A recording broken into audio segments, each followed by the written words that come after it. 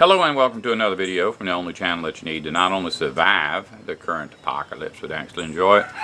And today is going to be one of those videos I don't like making. It's just what they call a vlog, which is just me talking about stuff that nobody should even be interested in. But you know, I think that I say enough that people are interested in is that when I'm not talking, people get worried. And I was really sick. I had that flu, which everybody seems to have had.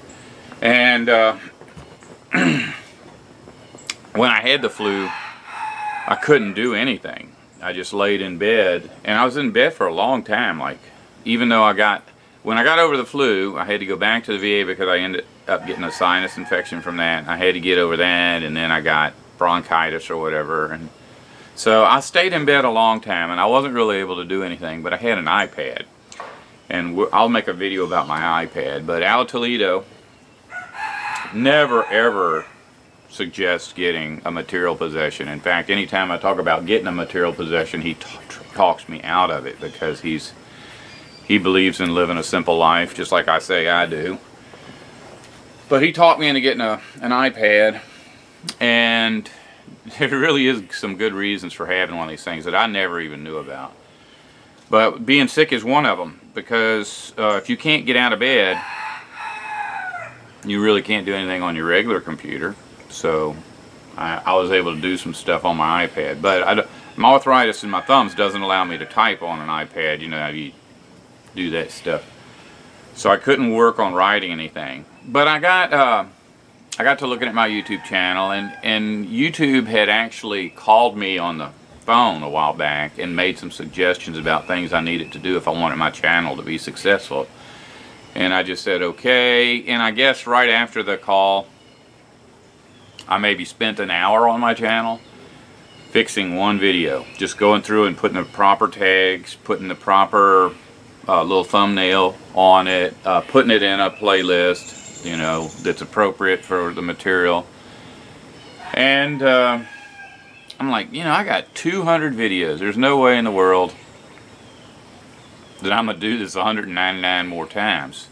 So that was the end of me working on my YouTube channel. So laying in bed here, I'm thinking, well, maybe I could go back and fix a few more. And I figured out a few tricks to getting through it quicker.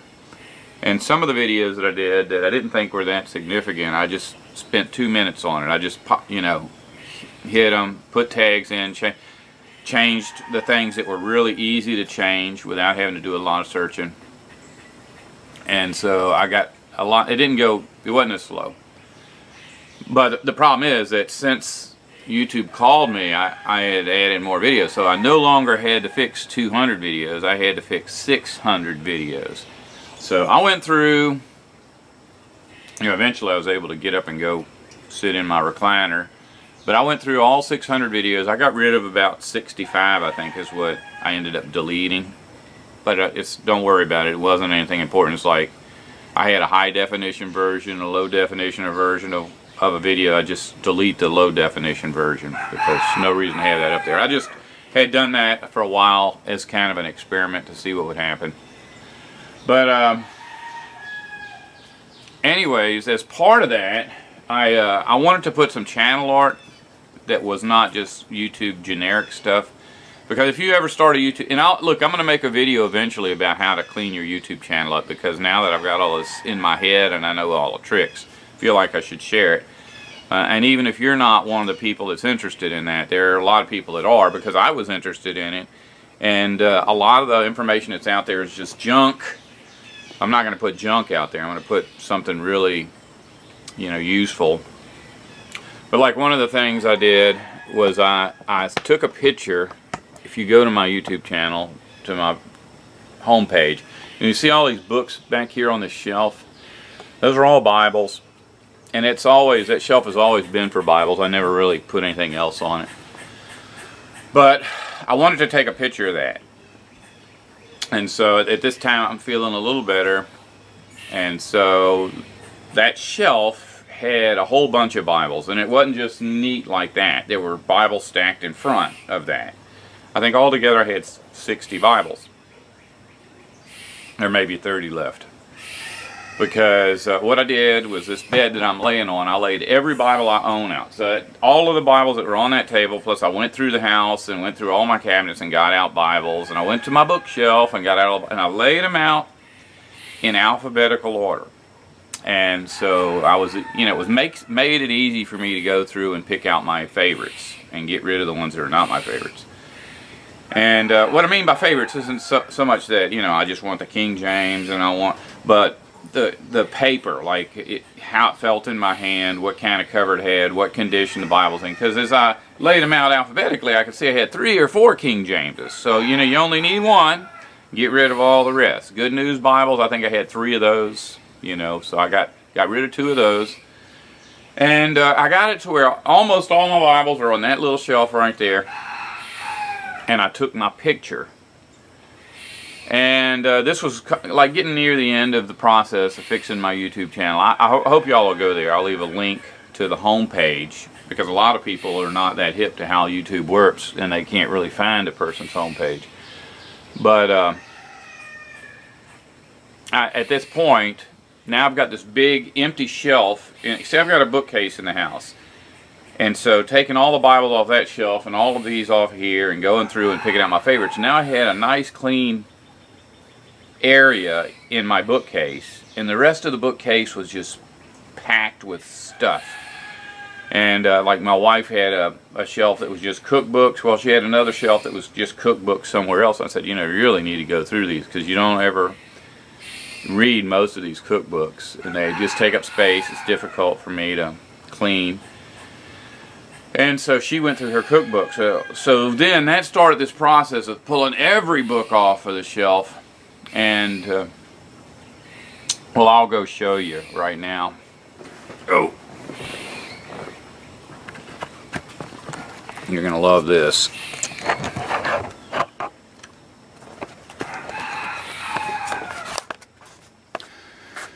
Anyways, I've been trying.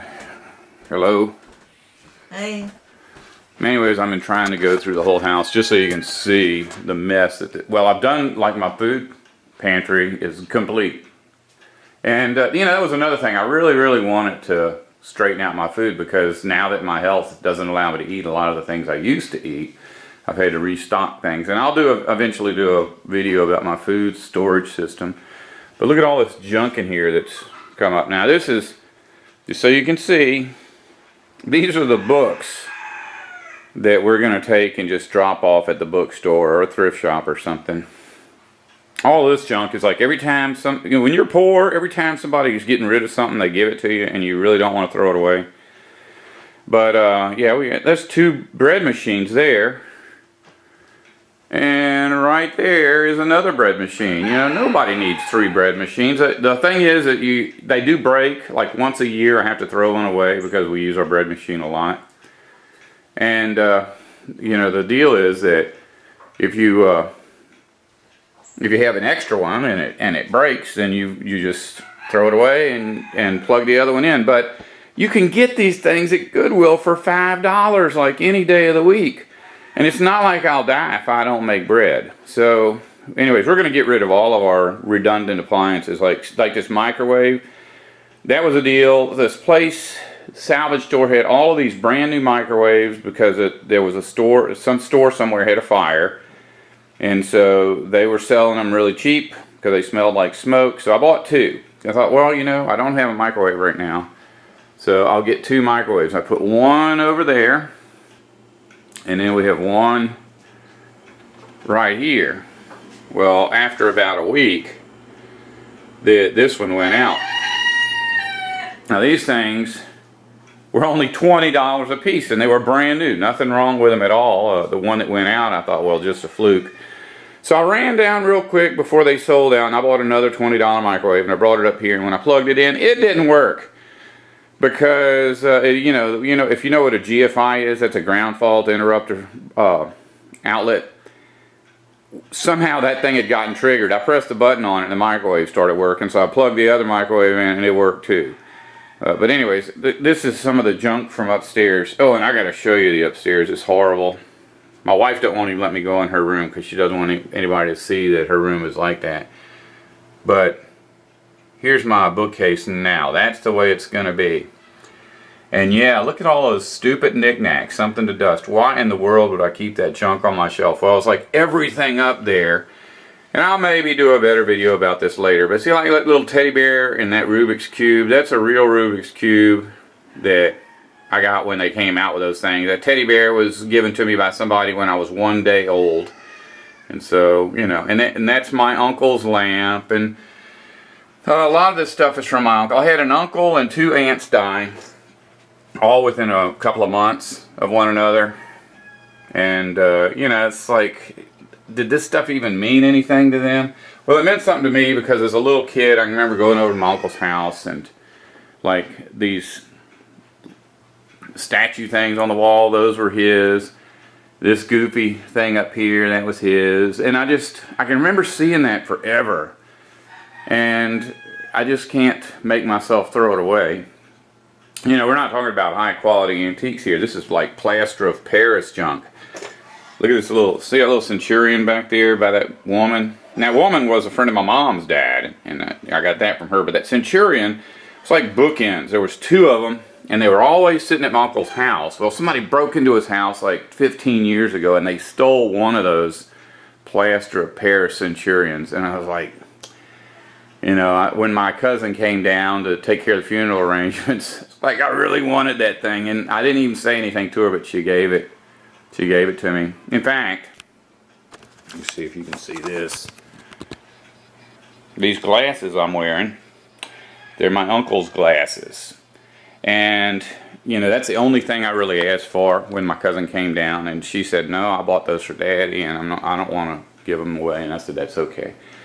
But then, like, the next day they called and said, look, if you're going to wear these, yeah, you can have them. So I went down to Walmart, and, you know, I always bring that guy eggs and stuff, so he made a good deal for me on putting lenses in the... It still cost me more than just buying a pair of glasses. But, anyways, I'm wearing my uncle's glasses. I kind of feel like if I can practically use something that, you know, instead of just having sentimental value, that makes a little bit more sense. Yeah, this looks like a disaster here. That's because I took this closet and I emptied it out. And I'll show you something. It's like, well, last night this was empty. But up above us is like storage. That was stacked to the ceiling with worthless junk we never used. You know, luggage. I'm never going to take a trip again. So we got rid of that. That's what I felt like I finally needed to have. Got a shoe rack that'll hold 8 shoes, or 8 pairs of shoes, so I'm going to have 8 pairs of shoes and throw everything else away. See all this junk? This was all up in the attic. That's all going to go to a thrift store or get burned. All of this junk. And here's a problem too, is that I know that I'm close to the end of being able to do these big projects.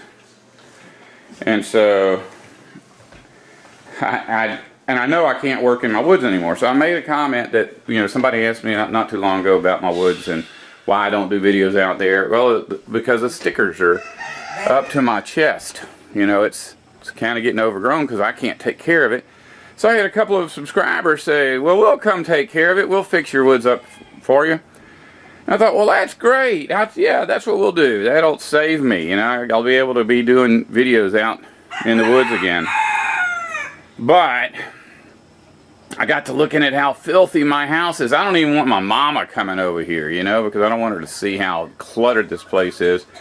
So I decided that I needed to spend a couple of months cleaning my house, getting rid of some junk, making room so that people can come help me with my woods. You know, because even though I really don't know how much longer I can do these kind of projects in the house, I know that my days of cutting down trees are over. So, oh, there goes a squirrel running up the tree. So anyways, when this whole place is fixed, I'm going to start doing a few prepper videos again. So you can see like my food storage system and my medical cabinet and all that kind of stuff. And that way, it won't look so terrible. You know, I've wanted to do this for a while, but I just absolutely didn't want to go through the process of getting everything organized. Okay, I know this is probably boring to most of you to just listen to some guy talk about cleaning his house. But anyway, but I know that you want me to finish the Melchizedek script, and I really want to do that too. And I have to confess, I have not touched that for a month. I haven't looked at it or anything, because when you, it's like I'm working on some other scripts that are like 30-minute scripts. A 30-minute script, you can work on it for an hour, and a day later work on it for an hour, and a day after that work on it for an hour, and after a while you'll get it all written. But when you're doing a 6-part series where you got 6 hours of script, if you walk away from it for 2 or 3 days, then you can't just start writing when you go back to it. You have to familiarize yourself with everything you've written so far so that you don't repeat yourself.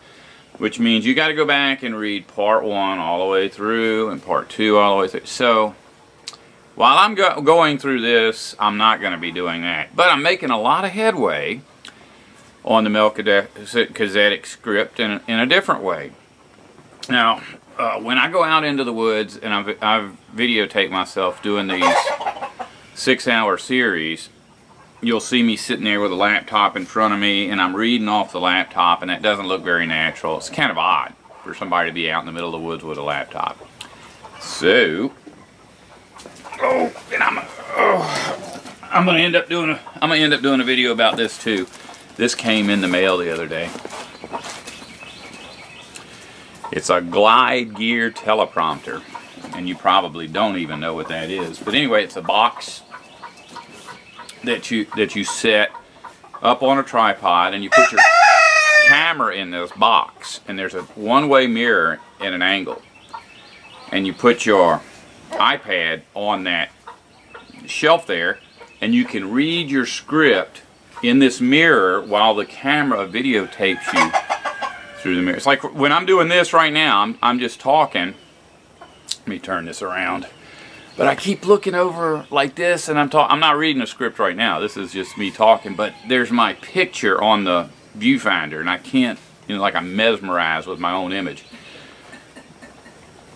Wife's in there laughing. But anyways, yeah, with this glide gear teleprompter, I can go in the woods and be talking right at the camera, you know, and I'm reading the script right in front of the lens, and it looks natural. And you'll see how all that works out. I'll probably do a video just about my teleprompter. But, you know, and as far as why this process is taking so long, you think, well, you go into a cabinet, and you pull everything out, you clean the cabinet, you put everything back. That doesn't seem very involved, but, you know, I've got cabinets with guns in them that are all rusty, and so I pull all the guns out. You know, cleaning guns is not like cleaning a plate. You got to disassemble everything and run a little wire brush through it and put oil in it and all, and so the day that I got to my gun cabinet, that was 2 days. 2 days of work going through and doing all that. Let's see, what else? Like my computers. I've got a cabinet that's just for computers, and I have 10 computers in this house. I guess 6 of them were broke. And, you know, one of them breaks, you put it away, and you get another one out, because they're all identical. Or most of them are identical. They're the same Dell computers from 15 years ago that you can get really cheap. So for a while there, every time I saw one for 50 bucks, I would buy it. And the concept was that if one breaks, you know, you get the bad part out of there and get a part off another one or whatever. And so when I got into that cabinet, that's what I did. And that was like maybe 3 days where I was testing everything out on the computer, find out what was broke, and go strip a part off of another computer. And so right now, I think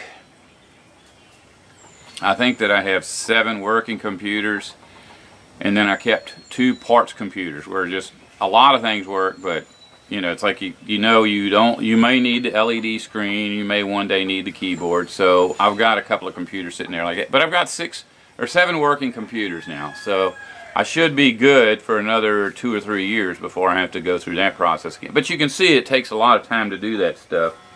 And you know, it's going to take a long time. When I get it done, I'll start doing prepper videos. I'll start doing videos about, well, like about my teleprompter, about the process of cleaning up my YouTube channel, about my food storage system, all that kind of stuff. And I'm really looking forward to having 2 of my friends come over and help me with my woods in the fall. And if I get my house cleaned up, I'll be able to emotionally allow that to happen. Anyways, turn my viewfinder back around. I'll hopefully, I mean, I've got a few scripts I'm working on that for short videos, and hopefully we'll get those finished up in the next couple of days and give you something real to watch. In fact, I'll leave this video up for a week and then just delete it, because you know, that's one of the problems. The reasons I had to clean up my YouTube channel is because I was putting so much junk up there that was taking up space. It was confusing to people, and I had to go back and take it down. So I've got a regular system now of marking these videos so that when I'm done with them, they can come down. The thing that stays up will be things like, you know, the meaning of the cross, what is the afterlife like, that kind of stuff. And all of these where I'm just telling you why I'm not making videos, they don't need to stay up. So as always, love y'all. Hope you enjoyed finding out what's going on in my life. What little bit of curiosity has been fixed. You know, that been satisfied. And if you don't want to survive, don't listen to me.